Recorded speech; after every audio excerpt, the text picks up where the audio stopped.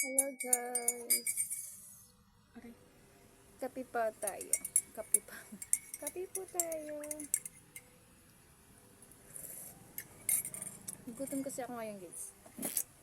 Nagluto pa ako ng canton. Ayan. Sinusulit ko guys kasi wala ditong aking mga tsunakis. Sadyang may mga bagay talaga na kailangan natin magtago paminsan-minsan. Hindi naman sa ganun guys. Aray. Nakita yung tambak sa likod ko guys. Ayan. Mga ano yan guys, mga gamit.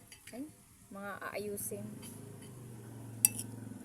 Kasi po yung aking my dear sister, my dear husband is nag-aayos siya guys ng mga gamit. Kasi isa po siyang electronics ba tayo? Parang yun na yun. Ayan, nag-ayos siya ng flat TV, speaker, ayan, tapos tawag nito, print, ayan, electric fan, TV, lahat ng mga appliances. Tapos nag-ayos din siya ng laptop, computer, ayan, tao din daw. Pati ba tao? Pati daw tao kaya niya ayusin. Charot.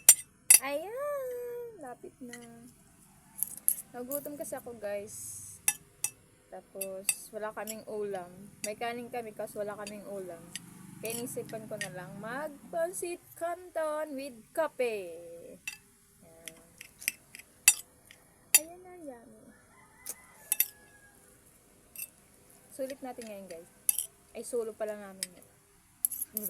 Solo ko ngayon guys kasi yung aking mga junakis ay nasa school na. Ang aking baby naman ay natutulog at ang aking my husband is nag-ayos ng laptop nasa taas. Ayaw niya magpakita sa camera guys.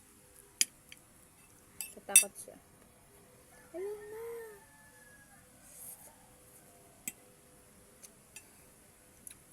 Yun lang. Bye-bye.